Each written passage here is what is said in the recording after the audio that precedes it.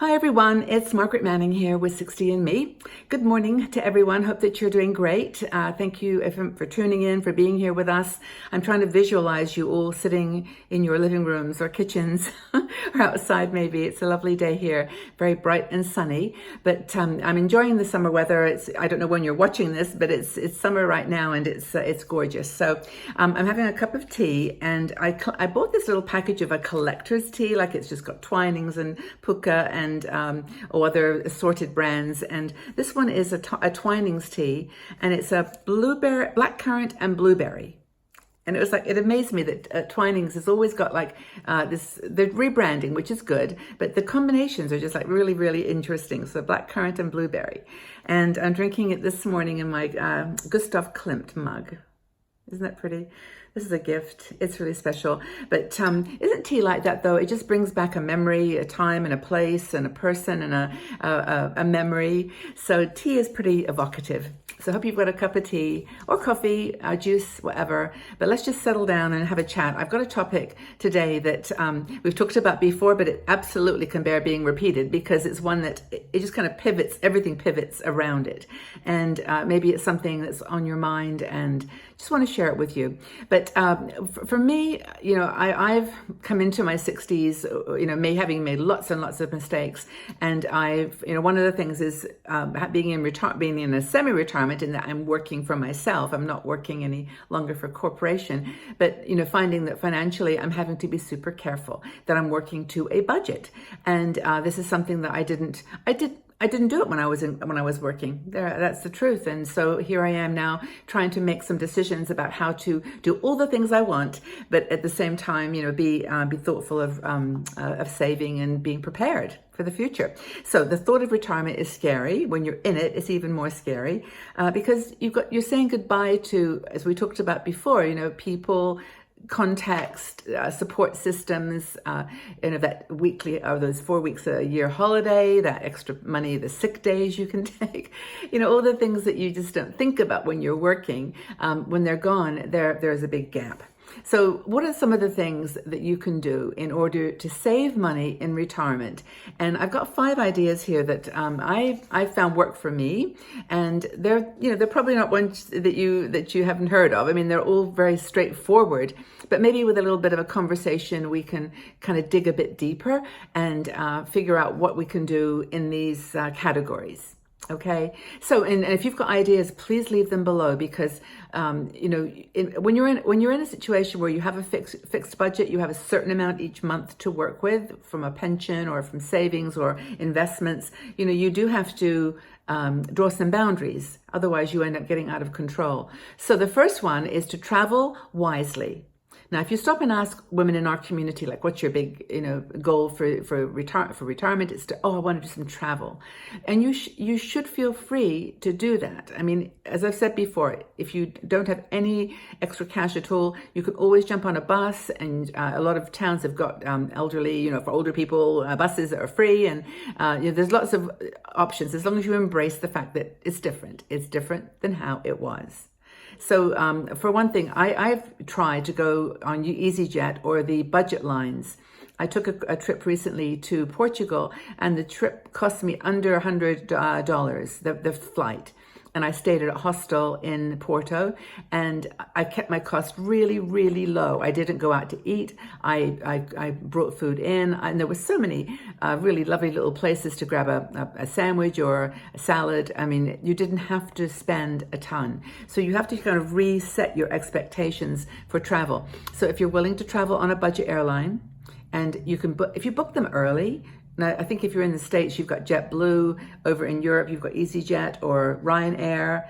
And so if you get from the United States to the UK or Europe, you've got options. And of course, in the States, I think you've also got Icelandic and Norwegian. There's a few other lines that are airlines are reasonable prices. And if you can do that and then stay in a hostel or Airbnb, really cut your budget down, you can travel. Another thing, of course, is to spend time with your family and your friends. I just found a site, I should probably put a link up for this.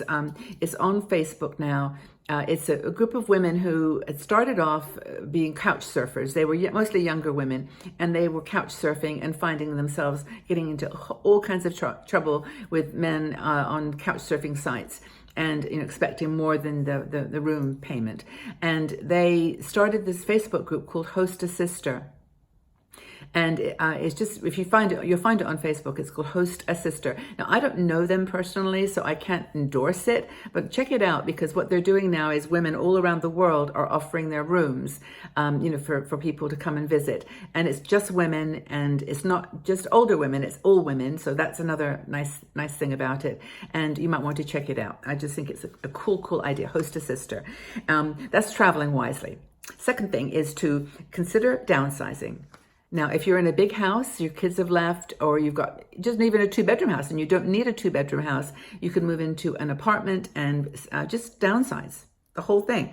You can boost your retirement savings. And of course, the other thing you can do with that is to rent a room in Airbnb. That's another option. But if you want to downsize, that's another great way of saving money. Another thing that is recommended, this is, by the way, an article by Bessie Hassan. I forgot to mention, Bessie wrote this article, and I'm just sort of riffing off of it and discussing my personal interpretation. But Bessie Hassan wrote the article, and she recommends, don't be afraid to change your bank. Now, the bank that you had when you were working may have hidden charges. There may be things that you don't really even need, and you can go to a financial comparison website, and you might find something where the bank charges are so much lower, it's worth shifting. That's another really good point. Review your spending. Review it. Just have a look at what you're spending money at. Take a look at your regular bills and payments. Now, healthcare, of course, I know in the States it's very complex, and it's complex everywhere, but make sure that your health program does not include things that you don't need. Like, for example, pregnancy coverage isn't going to be needed by a 60-year-old woman. And so there's lots of things that you can take out of your health insurance, and make sure that your home expenses, you get the least expensive phone coverage, for example. Do some checking around on utilities. Just don't be afraid to change. I think that's the secret message there. Another thing that Bessie mentions is to declutter. And this is a good one, which I think I've been doing it, seems like for 10 years. But it's all about decluttering and either selling or trading items that you don't need any longer. There's lots of ways you can make money on this side. We've actually got an article. There's a link in the article that I'm referring to here, where you've got creative ways to make money in your 60s. And I think it's very useful. 50 ways or 60 ways. It's quite informative. But there's lots of scams around, so be careful of these work from home things. But you can actually declutter, sell your stuff online, and save that money, or use it for something that's a higher priority. And the final thing that Bessie talks about, which I think is, for me, has done a lot of good, that is to ask for concession pricing. Seriously, I know it feels weird to say, do you have any concession for a woman over 60 or over 65 or whatever your age is even over 50? Just say, do you have any concession pricing for older adults? And you will be surprised. They don't want to talk about it as much as you don't want to talk about it. So if you don't ask, they're not going to mention it. And they're certainly not going to say, oh, we have special pricing for women over 60. Because then that will be like saying your age, and like they're afraid that they're going to hurt you, hurt your feelings. So help them out. Just smile and say, hi, do you have any special pricing for older women? Or you can say older, beautiful women. You can just make it fun, and you'd be surprised. Train tickets in London, there's one called the Freedom Card, I think it's called, where you can get on all the London Underground and buses free of charge. It's huge. It saved me hundreds and hundreds of pounds a month. It's super expensive. I got a rail card, which was for trains, and that's a different thing. You had to pay a little bit for that. But the Freedom Card is free. That's in London. Now, I'm sure if you check in your town, hopefully you'll find something. There's a lot of things going on. So I think this is just that lifestyle change is kind of important psychologically as well as practically. And that's where the money side of it starts to become almost less important than the psychology. But I was looking at my cards this morning, my Aging Beautifully cards, and I want to share one with you that's, these cards are so helpful to me, and the women that are getting them are really loving them. It's 46 cards. I'll show them to you because I like to share this. And they're beautiful cards with inspirational messages on the back, and then beautiful images on the front. This is the one I chose, which is Simplify Your Life. And I chose this one because it's not really about finances. It's really just about prioritizing.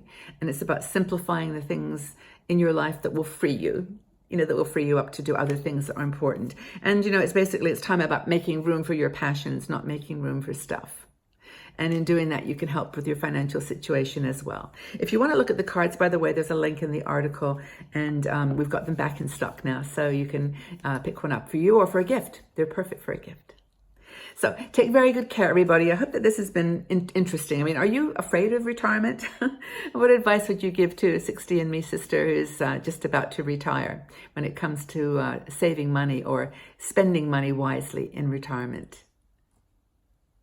So I hope that you have a wonderful day, everybody. Have a cup of tea and go out there and do something great for yourself and enjoy your day. This is your time. This is your time. Enjoy it. And we'll talk again very soon. Bye-bye for now.